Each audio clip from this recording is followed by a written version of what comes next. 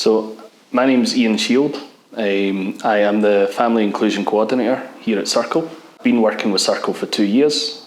My background is in social work. I worked in a social work team with Edinburgh Council before coming here, and I had taken a big departure from what I used to do, which was working in the disability sector with children and families affected by autism, learning disabilities, or physical disabilities. And now, like I say, I've taken a big departure from that and working with another vulnerable group of people that I've always found a really interesting client group, which is now with those affected by substance use issues. So yeah, I'm a social worker by trade, I suppose, and now manage the family inclusion service within Circle.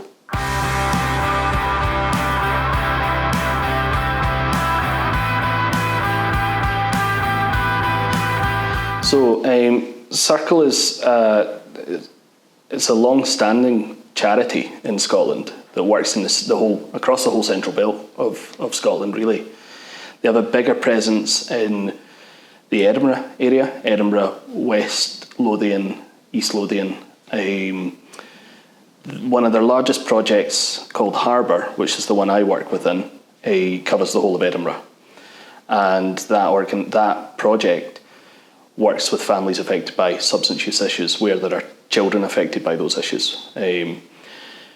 But Circle as a whole have been around since the 50s, or early 60s. Previously it was called Family Unit Scotland. It was set up after the Second World War to look after vulnerable communities and to give something back to families who were on the margins of society. We changed into Circle in the kind of 2006 area, around then, I think, and have been running in a similar way, really. But the projects will take a different kind of focus depending on what the needs of the local communities are. We are funded so the Harbour project is funded by the Alcohol and Drug Partnership, which is a body that aims to tackle drug death and a social inequality that leads to substance use issues. We have lots of different projects that work across Scotland, but the main core to the work that Circle does is about tackling inequality with families who are on the margins of society, who are vulnerable for various different reasons. So it might be that they're young parents, it might be that they're affected by poverty or mental health issues, or a whole host of those all together in one go. Working to tackle those issues with families in all their forms. And the organisation, I think we're about 60 people now, possibly more. And as I mentioned, broken up into different projects. The largest one is Harbour, and that's the one that is funded through the Alcohol and Drug Partnership and Edinburgh Council funding to work with families affected by parental substance use.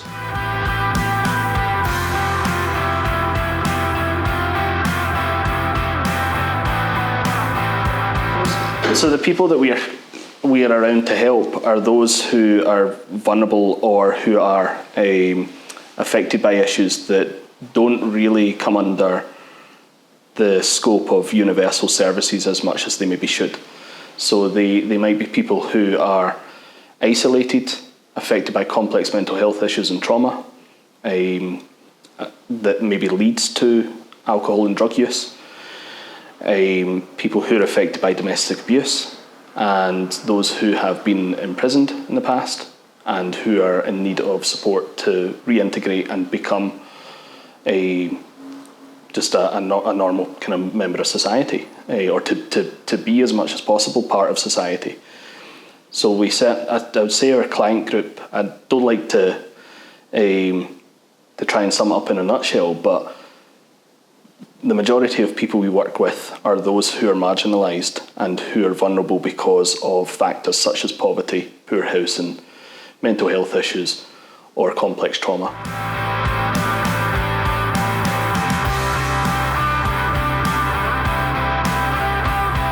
few things really. It's a beautiful city.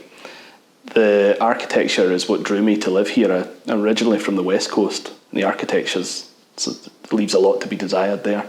So coming somewhere where there are castles just next to the high street was amazing. It is a bit like a fairy tale. So I love that about Edinburgh. But what I really like about working in Edinburgh and being a professional here is the sense that although it's a city, it feels very much like a village. And what I mean by that is that everyone seems willing to do something to help those living in the area. I've never really found it difficult to get partnership from other organisations where they can see a benefit to the people living here. That's one of the things I really love about working here. I mean, this area that we work in, that our project is based, is in Pilton. So that's a good example of where we have lots of small organisations that work collaboratively with each other to try and make the area a better place to live.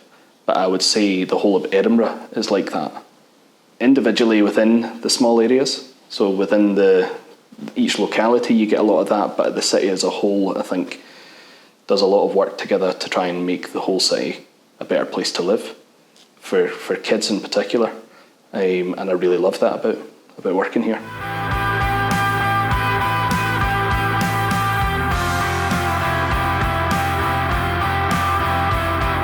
Us as a project and a staff team, I think we would really need, I suppose, a better understanding of what we're trying to do for families that we work with from other organisations sometimes. So I mentioned earlier there's a great willingness from organisations to contribute to making the city and the area a better place to live, but the client group that we work with can be misunderstood, and there's a lot of bias towards families who are affected by drug and alcohol issues.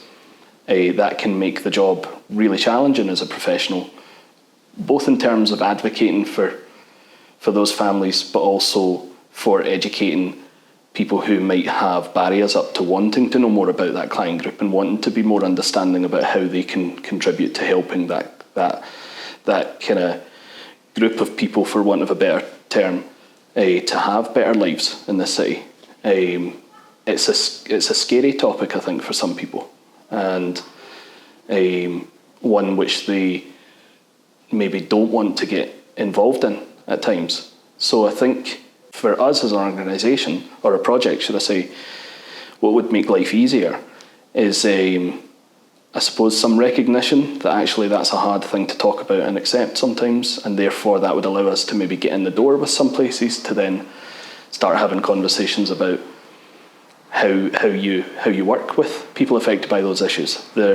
Once you start to get your foot in the door with that, I think organisations and professionals do start to see that they're not actually very different from anyone else that we might support who's affected by things that would make them vulnerable. And it just needs to be considered as something else that might make them vulnerable, and something else that might mean that they have a need that needs to be addressed. To sum it up, what would make life easier for us and what we would like to see happen a bit more in future is that willingness to start having discussions about how to work with and support this particular vulnerable client group.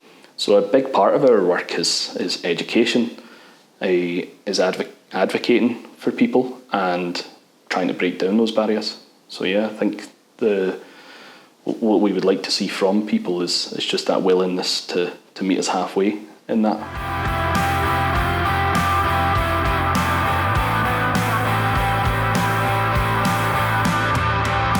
So we've been very lucky, and thanks to our fundraiser, we've been very fortunate in being able to secure some funding to run a few more groups.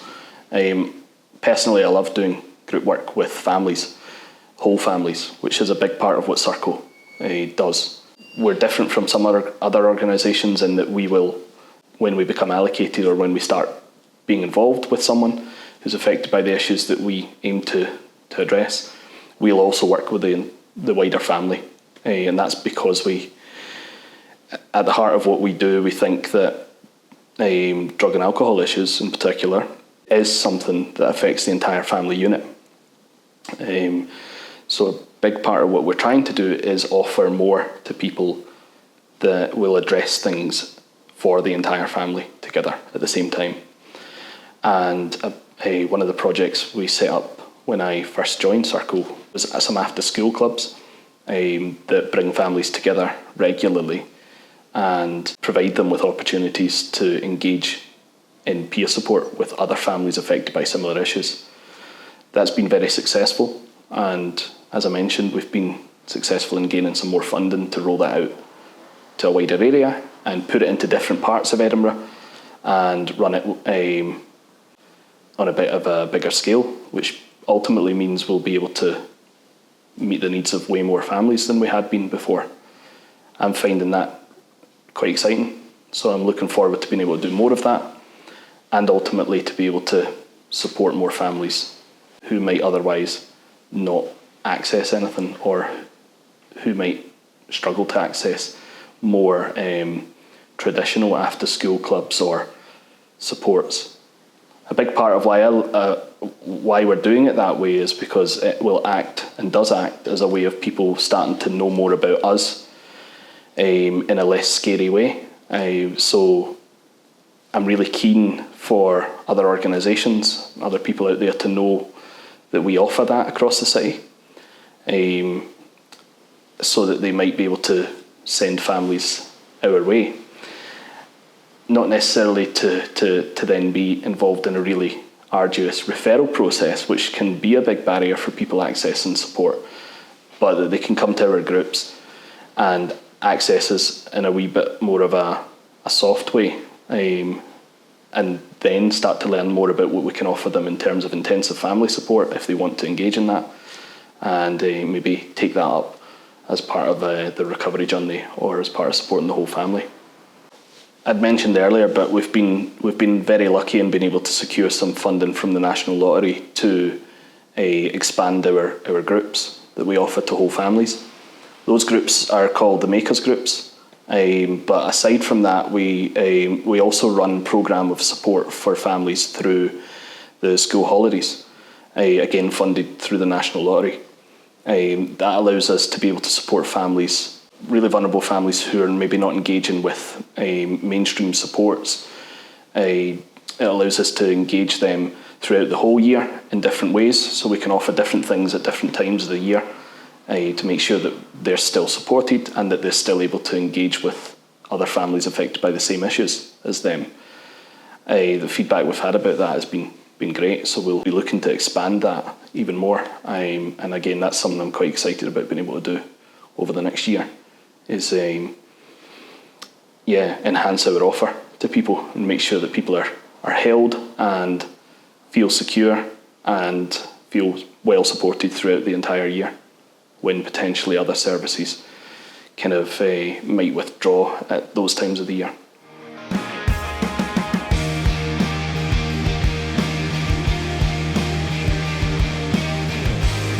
Yeah, so the Makers Group, run by us as part of the Family Inclusion Service, is a set of groups that happen once a week in different locality areas. They're based within local community resources that are already existing, so community centres, church halls, that kind of thing, and they provide an opportunity for families to come together from that local area straight after school and join us for a bit of arts and crafts, a bit of home baking. Sometimes we'll do cinema nights, or we'll do just sit down and chat and play games, board games, that kind of thing. The idea behind that is to provide a safe and welcoming environment for families to come to, where the sense of judgment that sometimes exists in other after-school clubs or other universal services is hopefully not there. Or we like to think it's not. That group is supported by Circle staff and is also led by the kids and the families in terms of what activities they want to see happen, what they want to do and how they want it to look. And it's also supported by our parent peer support workers, who are workers that are employed by Circle, who are affected by their own experience of substance use issues, and who are in recovery. The benefit of having them is massive, because it means that we can have people with genuine lived experience in there in a formal role to work with families and model to them, and also have discussions with them about how to progress their recovery and how to tackle challenges related to parenting or to just living as part of a family. One of the significant benefits of the Makers groups is because they're run in local resources that already exist. They provide families with the opportunity to be able to continue accessing whatever else might be going on there. So it allows a foot in the door for families who might not have accessed that local resource otherwise.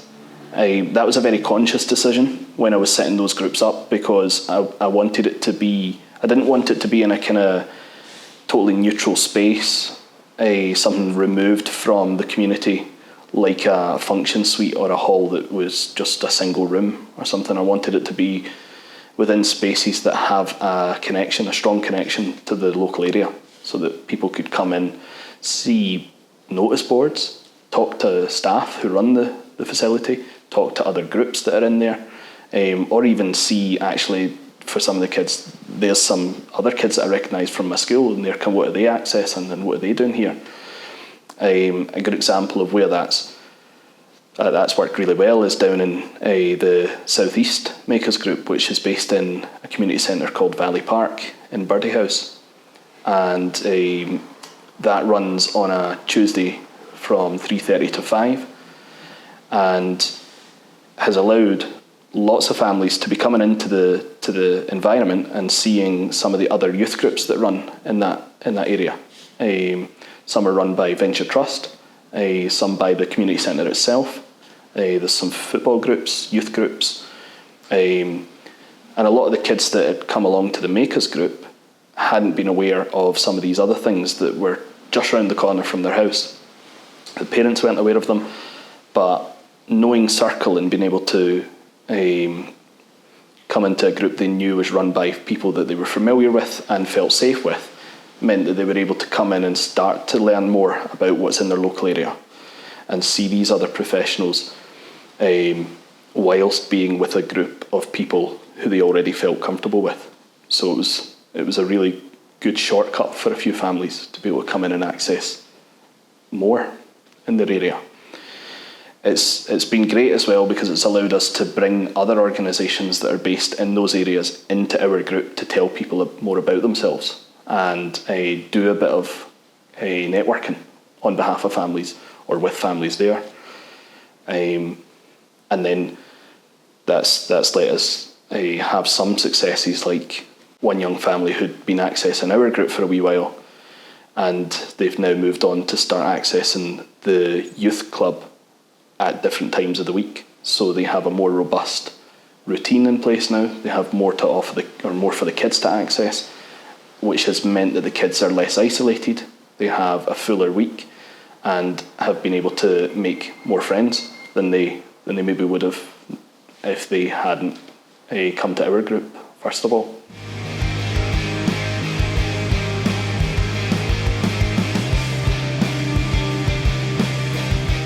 So Circle don't have a very arduous referral process for anyone who wants to access our support.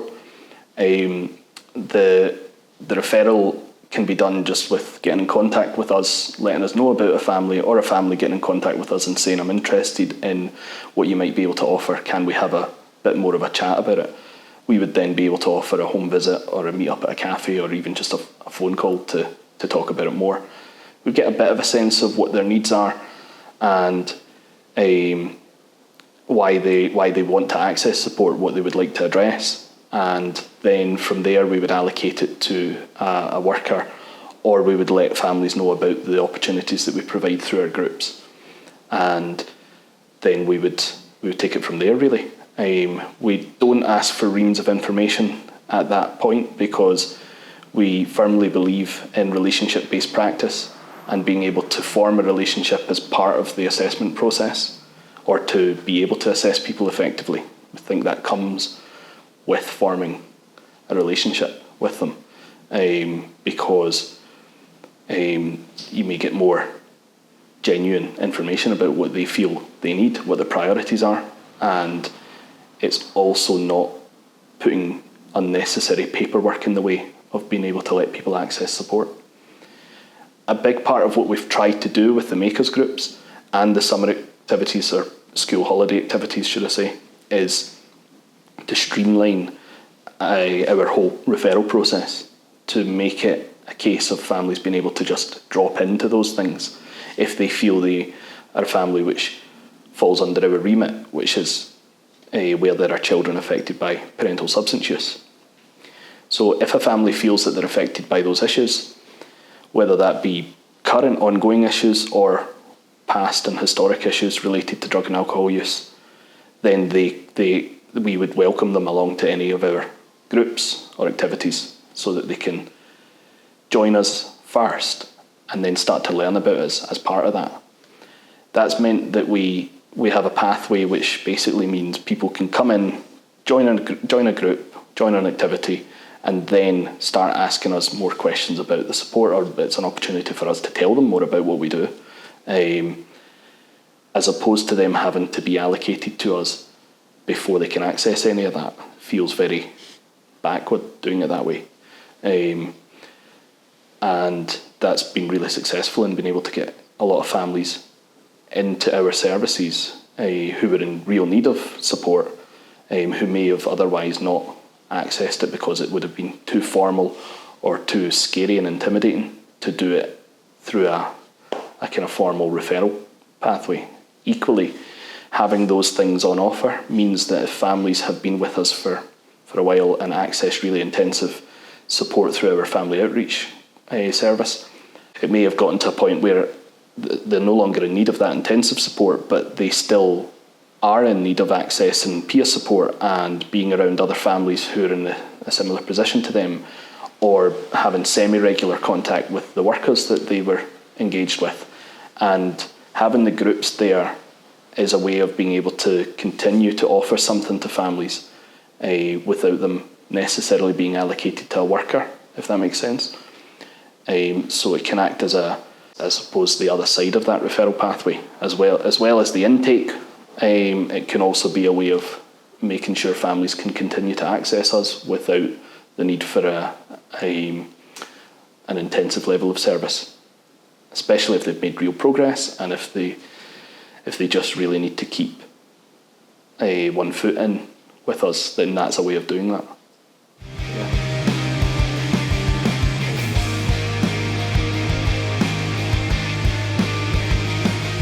So Circle as an organisation aim to support whole families through challenges, and the organisation, if I was to describe the organisation in one sentence, I would say we are a charity that supports marginalised families through any challenges they might encounter.